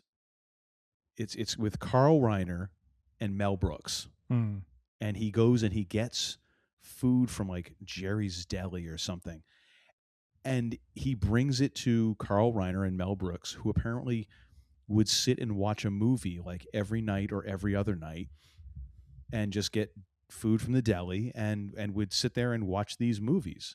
And that was what they liked to do. And they would sit there and they would watch them and they'd talk and tell stories and all this stuff. And it was freaking amazing. And even just the way that they were describing, like Mel's like, we like any movie where they talk about securing the perimeter. If they're going to secure a perimeter, we love that movie. Nice. And I'm just like, I was so like, that's the one time I've ever been like, I would want to be Jerry Seinfeld for 24 hours. If I was Jerry Seinfeld in that 24 hours where he got to hang out with Carl Reiner and Mel Brooks, sign me up. Nice. I'm all in on that 24. Nice. Oh my gosh. That's hilarious that they would do that. I'm like, it's such a faint little echo. It's beautiful. Yep. Originally, Efron wanted to call the film How They Met and went through several different titles. Reiner even started a contest with the crew during principal photography. Whoever came up with the title won a case of champagne. In order to get into the lonely mindset of Harry when he was divorced and single, Crystal stayed by himself in a separate room from the cast and crew while they were shooting in Manhattan. This was interesting. The script initially ended with Harry and Sally remaining friends and not pursuing a romantic relationship because Efron felt that was the true ending, as did Reiner. Eventually, Efron and Reiner realized that it would be a more appropriate ending for them to marry, though they admit that this was generally not a realistic outcome. Reiner related the film originally had a sad ending before he met his second wife, Michelle Singer, which inspired him to change the ending. So, sorry to spoil it for you, but in the end, they do end up getting together. They get married, and they are actually the last interview, kind of not montage segment of the movie, which is them talking about how they met and, became a couple. When posed the film's central question, can men and women just be friends? Meg Ryan replied, yes, men and women can just be friends. I have a lot of platonic male friends and sex doesn't get in the way. Billy Crystal, of course, I'm a little more optimistic than Harry because Harry is kind of a very cynical character in this movie. But I think it's difficult. Men basically act like stray dogs in front of a supermarket. I do have platonic women friends, but not best friends. So anyways, just a little bit from the movie. And then, of course, the movie is known for that famous scene in the deli where Meg Ryan demonstrates for Billy Crystal why Billy Crystal's Harry, why it's not necessarily a done deal that, men can pleasure women because women can, easily fake it apparently. So, yeah. But that is one of the things the movie is known for, of course. And then famously with Rob Reiner's mother, Estelle, giving the famous line, I'll have what she's having. I had no idea that was Rob Reiner's mom. That's awesome. It is. I love that. Oh yeah. My gosh. And not to mention in this movie, the soundtrack was done by Harry Connick Jr., who my wife had mentioned to me either today or yesterday that Harry Connick Jr. credits Rob Reiner for giving him just, the freedom to kind of, he basically said to him, do what you think is right from a soundtrack perspective for this movie. And he really trusted Harry Connick Jr. with, the like what he produced in terms of the music. And so, Harry Connick Jr. is just very thankful to Rob Reiner for giving him that ability and that freedom to do that. How could you not like Rob Reiner? That's the thing. Like it's just with the case of champagne to whoever picks the name of the movie and just letting people kind of use the gifts that they have. Like, yep.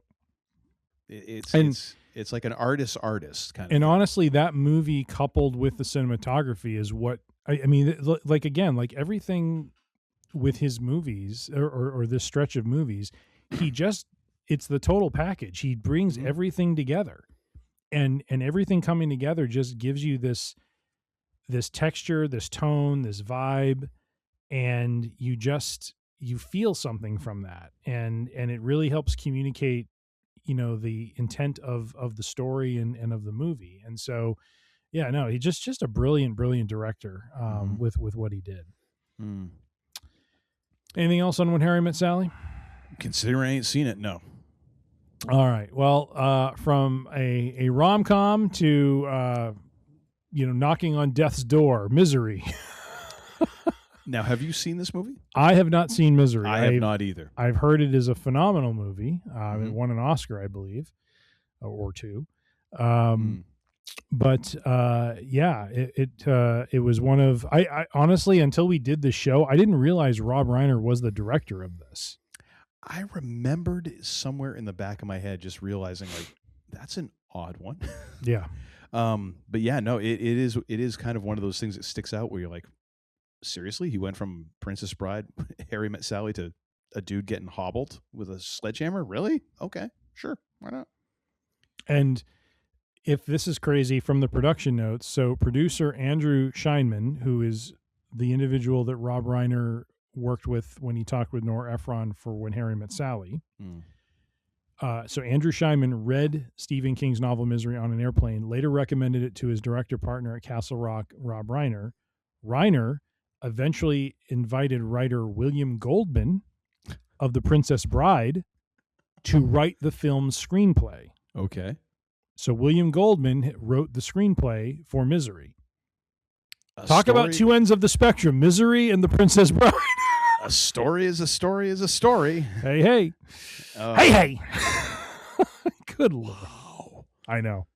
Which is funny, just because I'm thinking of James Caan playing the main character writer, and I just watched him in Elf, and then we also go back to Sonny Corleone. Like, that's range. that's range, ladies and gentlemen. One of Tracy Morgan's best jokes. When he watched, when he first came back from his accident, he was on Jimmy Fallon's show. Okay. And he was kind of running through some material, I think. And part of it was, he was talking about the movies he watched while he was recovering. And one of them was The Godfather. And he's like, Sonny Corleone doesn't die if he had eye pass. And the crowd just like explodes with laughter because it's like, you're not wrong. Nope. No, if Sonny cruises through with an eye pass, he's living, baby. There's no stopping him. He's the next Godfather. He's the next head of the Corleone family. That's right. Michael ain't nothing. Good stuff. Oh my gosh. Yeah. Let's see. One thing that was interesting from the casting on this one was, actually, before I get to the casting, so in the novel, Annie Wilkes severs one of Paul Sheldon's feet with an axe. That's right. William Goldman loved the scene and argued for it to be included, but Reiner insisted that it be changed so that she only breaks his ankles. Goldman subsequently wrote that this was the correct decision, as the visual depiction of an amputation would cause the audience to hate Annie instead of sympathizing with her madness. Thought that was interesting. Now, what's also interesting from a casting perspective is the part of Paul Sheldon, who James Caan plays, get this, originally offered to twice William Hurt, then Kevin Kline, Michael Douglas, Harrison Ford, Dustin Hoffman, Robert De Niro, Al Pacino, Richard Dreyfuss, Gene Hackman, and Robert Redford. And they all turned it down. I love the fact that Richard Dreyfuss is in there, because I imagine by the time it got to Dreyfuss, he'd be like, all these guys have turned it down? Okay, I'll do it. Yeah. I mean, dude, you're in Jaws, but still. Wow. Okay. Eventually, someone suggested James Caan. So literally, they went through almost the rest of the. They did. They went through the rest of the living Corleone family. Yes, because at this point, Fredo had already passed away. Yes. So you go through friggin' Michael and the young Don Corleone. Han Solo was in there, which I get with that one. I mean, because he's probably, I don't really want to play an author. I mean, oh my gosh, that's a rather interesting. Kevin Kline is one that I'm like, yeah, that to me is the one that sticks out almost like Liam Neeson trying to be cast as the giant. Yep. Like, seriously? And then for the Annie Wilkes character, Angelica Houston and Bette Midler were both offered the role, but both of them turned it down. Midler would later say she deeply regretted the decision. According to Reiner, it was Goldman who suggested that Wilkes should be played by Kathy Bates, a stage actress who is effectively unknown to film audiences. Billy Bob Thornton auditioned for the role of Sheriff Buster's deputy and was offered it, but the part was cut from the film. So Billy Bob. Mm-hmm. Could have gotten me some more of them French fried taters. Indeed. Well, very so interesting. This is another one I need to watch, but have not yet done so. So I will need to see if that's on a streaming service of some kind. I'm probably not gonna. Just gonna say right out front. No disrespect to Rob. It's not my lane. All right, A Few Good Men. This one's my lane. All right, why don't you speak to this one, sir? Go for it. This one, to me, is. It is one of those movies that I could rewatch at the drop of a hat. Mm-hmm. I love even just the opening sequence, the drill, like the Marine companies doing the drills with rifles. On one hand, cinema, in terms of cinematography, it's beautiful. It is just the way it's shot. It is precision personified, and it is this thing where you're like, okay, you're trying to show me pretty things because we're going to be talking about Marines for like the next 2 hours. But then you realize, like, no, this is how seriously. This is to put you in the frame of mind of like how serious these people are, like how seriously minded and precise and single-minded you have to be a United States Marine.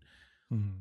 It is incredibly focused, and this precision drill is that, and then you just have this, kind of the story flowing out of that. This movie to me is such a well-crafted sort of yarn.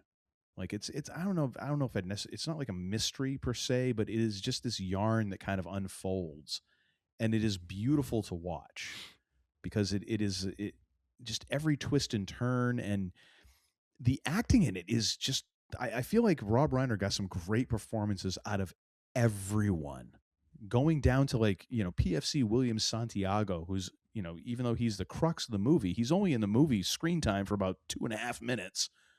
I feel like even that actor, he got a great performance out of. I mean, you got Nicholson just chewing scenery like the couple times he's on screen. He's not in the movie all that much, but again, he's like kind of this boogeyman that, I almost equate it to, in a way, the first episode of the TV show Titus, where they don't talk about, you don't really see Stacy Keach in the present timeline, but you see flashbacks, and the other characters talk about him. They just build him up to this point when he only shows up in the present timeline for like the last 30 seconds of the show, but he's everything that you imagined he was. And in the same way, like Nicholson is built up so that when you get him in that court scene and finally he's like, you can't handle the truth, he now hits all the notes that you're like, yes, this is the guy, this is the Godzilla that we want, Tom Cruise to be up against.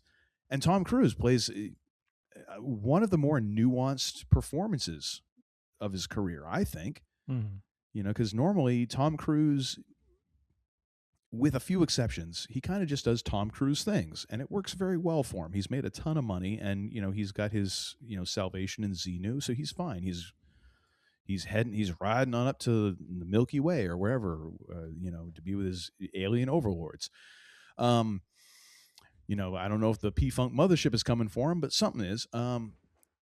Demi Moore was fantastic. Kevin Pollak, dude. is it almost in a way steals a lot of scenes. Yeah. Oh my gosh.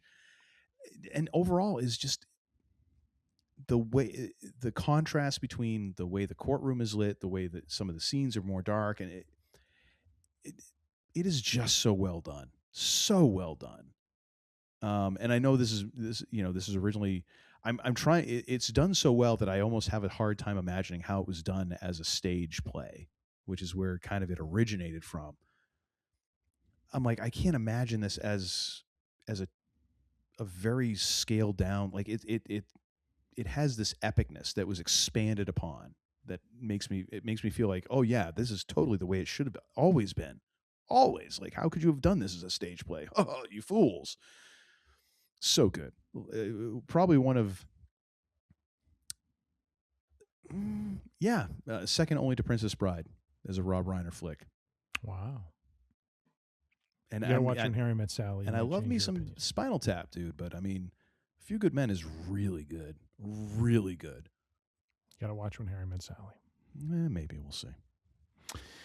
All right. And I watched this movie as well, although it's been a while, so don't have any, recent memories of this, but do recall that it had a cutting,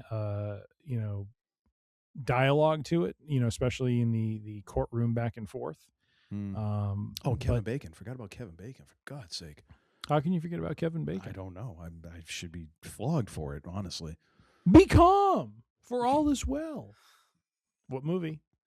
I have no idea. Animal No. Animal House. That's right. Animal House. There it is. There it is.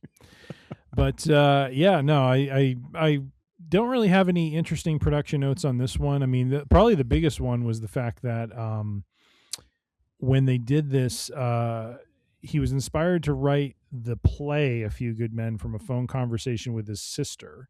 Wait a minute. Did Rob Reiner write the stage play? No, sorry. Aaron Sorkin, the screenwriter. Oh, okay. I was going to say, I totally misremembered this. No, it's okay. Oh, it was a Sorkin joint. I forgot about that. Yeah, Sorkin wrote this. It was based on a play. However, because of the events, because I think his sister kind of lived through some of these events and then translated them over to him, and he converted it into a play, that they were later, I think, sued by some of the Marines that were involved in the incident.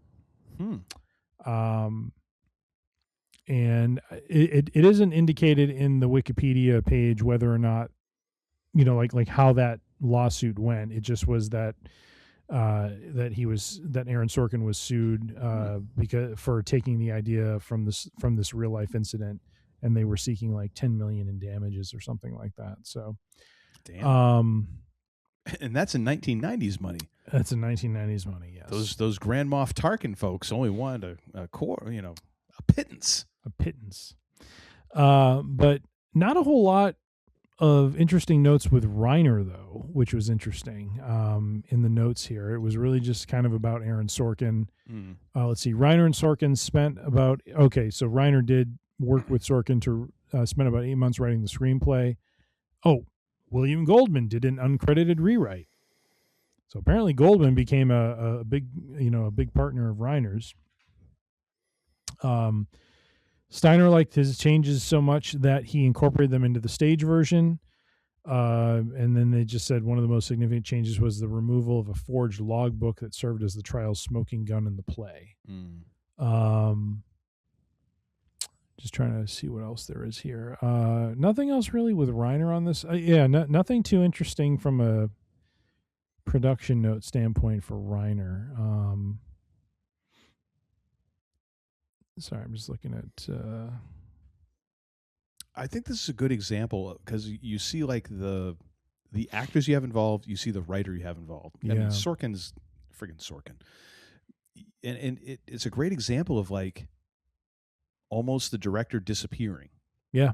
And just being almost like a like what they used to Richard Donner. Yep. And Richard Donner, I forget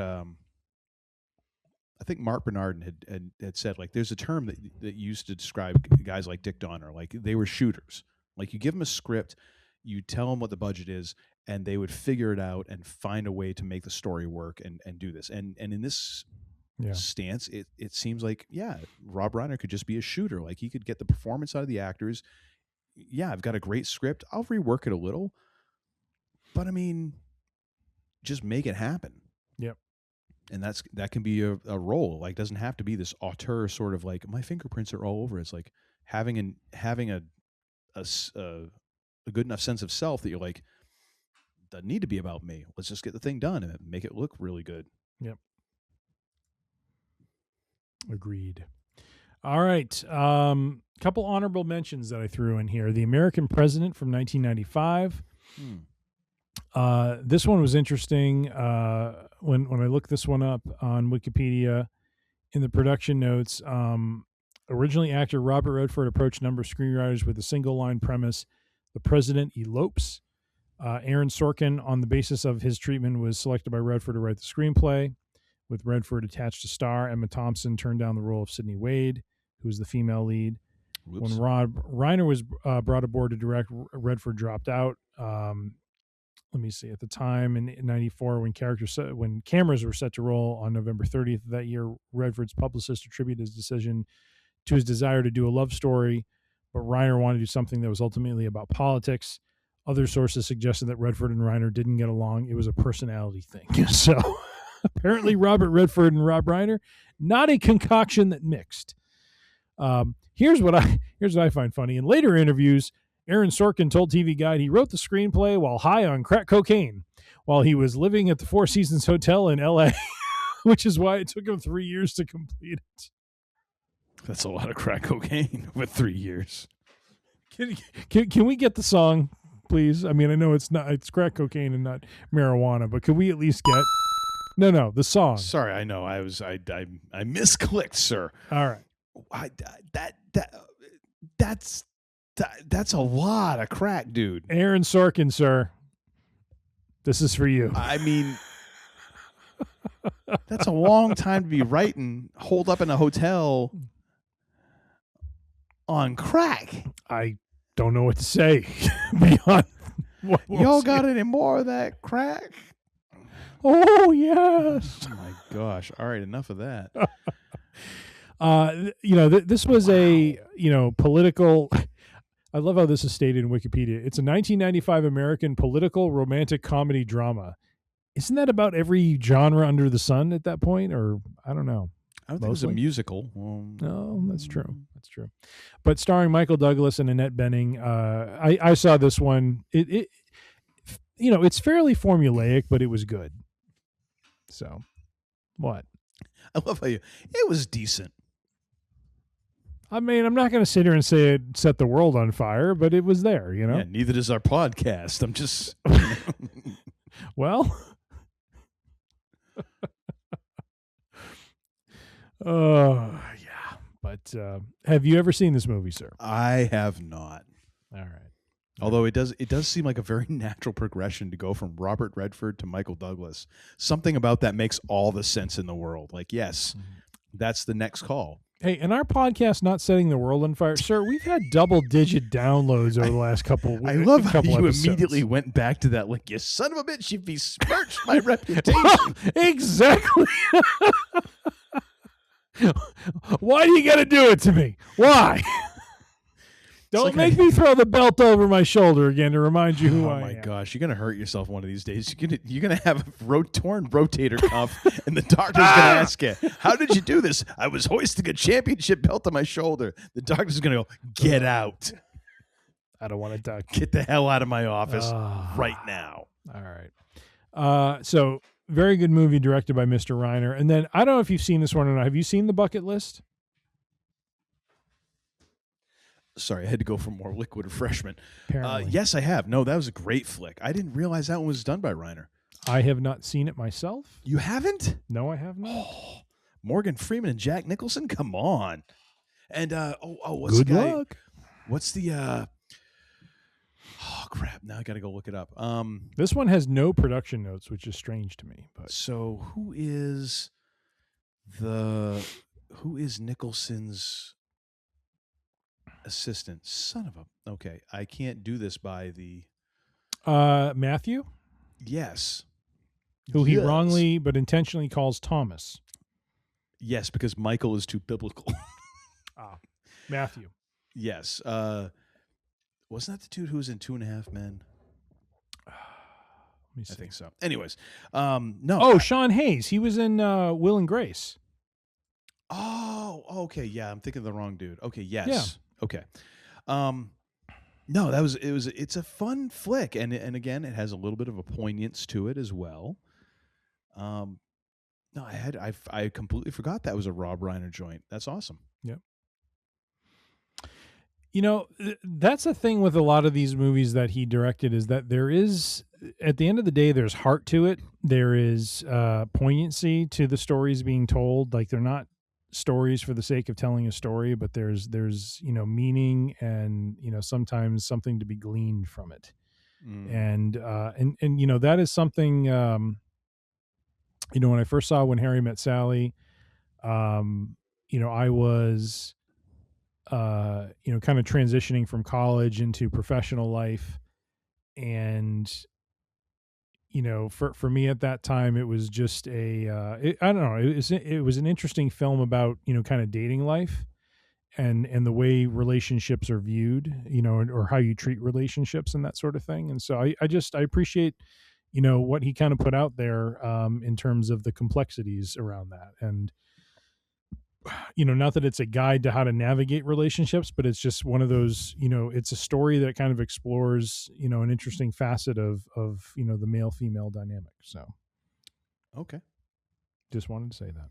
Right on. You wanted to work the male-female dynamic phrase in there. I could feel that. I did. And we stuck the landing. I think that's... Are you using the royal we now? I think so. Okay. Anything else you want to say about Mr. Reiner before we close this sumbitch up?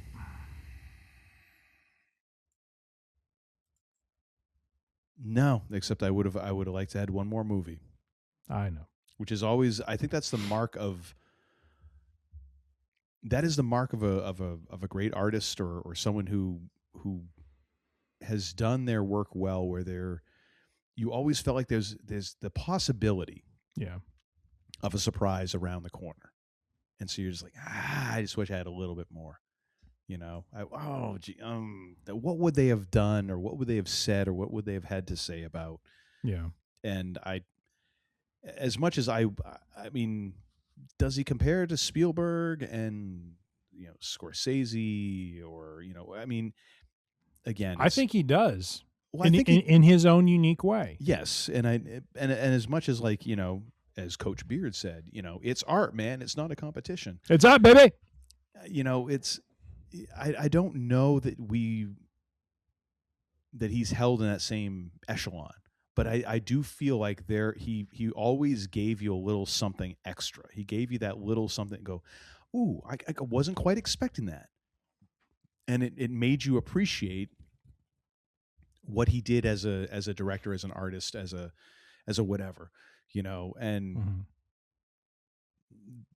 that's the kind of stuff that I enjoy. I enjoy the surprises. I enjoy the little left turns. I enjoy the little extra that you don't necessarily need to get, but you do get and you appreciate afterwards. So yeah, that's the only thing. I guess I would, no matter when, he had passed, I would have always been like, it would have been kind of cool to see like one more thing, or this one more thought or whatever. Would you say he earned one of these for directing?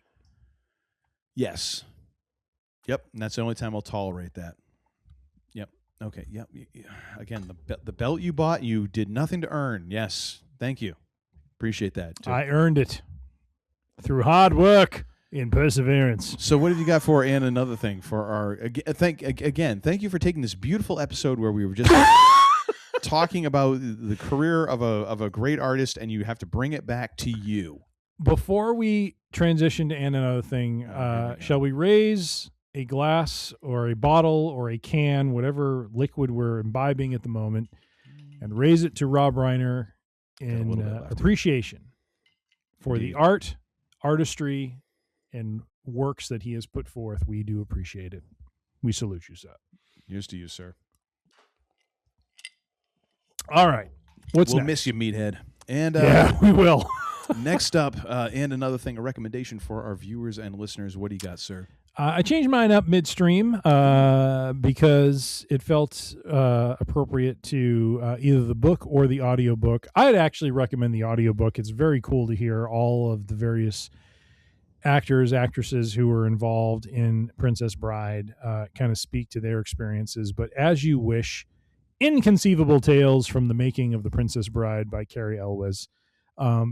Just a really well done book that really talks about that whole experience from its conception through filming, through release, and just what those what the cast and crew kind of went through, and just what all happened to bring together the magic of that movie. It was just a magical concoction of the right cast, the right director, the right individuals, around this film, and it just it led to not only a great movie, but also a timeless movie that has extended generations. And so would highly recommend the audiobook, As You Wish, Inconceivable Tales from the Making of the Princess Bride by Carrie Elwes.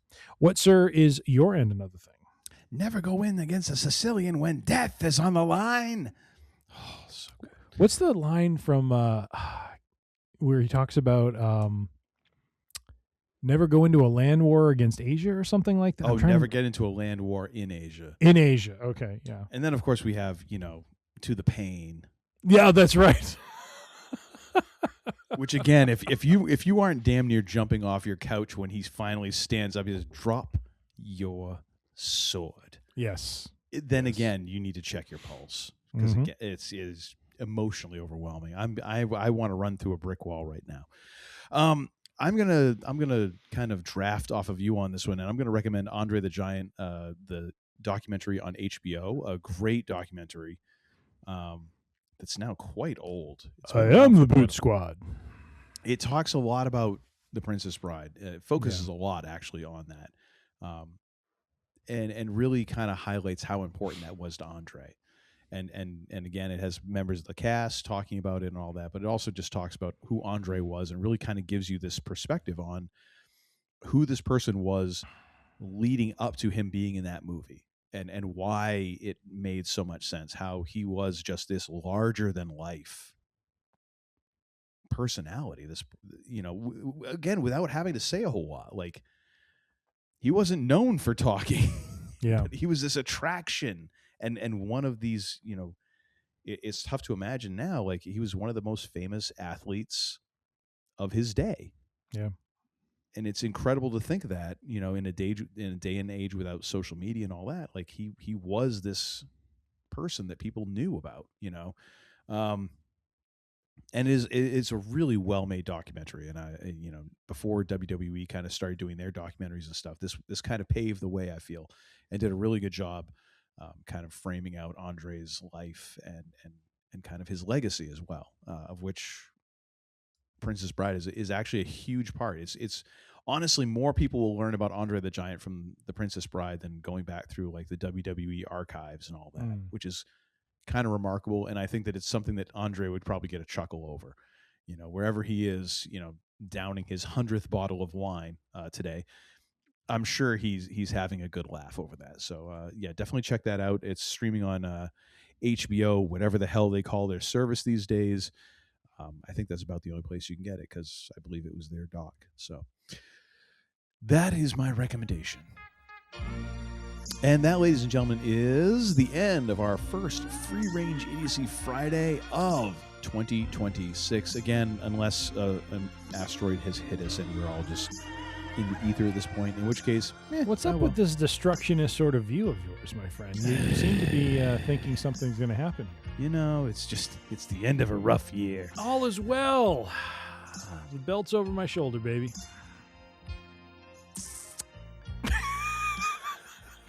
It'd be nice to make it to Elimination Chamber. I've got tickets. But thank you all for tuning in. We do so appreciate you. You can go to freerangeidiocy.com and find all of our episodes there. We are streaming on all of the popular podcast platforms. You can find us on Apple Podcasts. You can find us on Spotify. You can find us on Pandora. You can find us on Amazon. Many others. Search for Free Range Idiocy. If you'd like to find full video, you can find those on our YouTube channel. We are on the social medias. We are on Facebook. We are on Instagram. We are also on the YouTubes, as I mentioned. We are, and all those are at Free Range Idiocy for our handle. Have any thoughts, concerns, just things you want to gripe about, send those to Tim at freerangeidiocy.com. He'll answer you back. I won't, because I just don't care. And now, ladies and gentlemen, it is time for me to hand over this show to the least idiotic member of the cast and characters here at Free Range Idiocy HQ. That would be the man they call Tim, but not before I ask the second most important question in all of human history. The first, of course, being, what is hip? The second being, what the high holy hell did we learn this week? Make money, money, make money, money, money. We have learned that Rob Reiner had an impactful and prolific career. And when you look back at his body of work, both as an actor and as a director, it is, I don't want to say it's unmatched, but I would say it is up there with those careers that are not something that's easily to replicate and reproduce. So Impressive. Very impressive. Most impressive. We've also learned that Rob Reiner, possible fan of Stephen King. 2 movies from 2 books. You know what I mean? I'll allow it. Yeah. We've also learned that Norman Lear, we owe a big gratitude and thanks to Norman Lear for funding this son of a bitch in the early days. That's right. Let's hear the money. Let's hear the money right now. There it is. And let us also, we've also learned that, the author William Goldman, who wrote The Princess Bride, very much a big part of, Rob Reiner's writing team as he moved forward through his career. With all that being said, as we like to close things up here on the range, be safe, be healthy, be kind, be good to one another, and especially this week, or at least at this point in time when you're listening to this, start the new year off with some positivity, with some love, with some peace, some joy. Let's spread the good word. Let's be good to one another, and make someone's life a little bit better each day. With all that being said, we thank you once again for the listenership, and as we like to close things up here on the range, you don't have to go home, but you can't stay here. The range is closed for now. Happy New Year. See ya. I like a Mussolini. It's like I picked the wrong week to quit drinking. I beg your pardon, what did you say? Damn! You're such a disappointing pair. I prayed so hard for you. Get out. And don't come back until you've redeemed yourselves. So say we all. So say we all.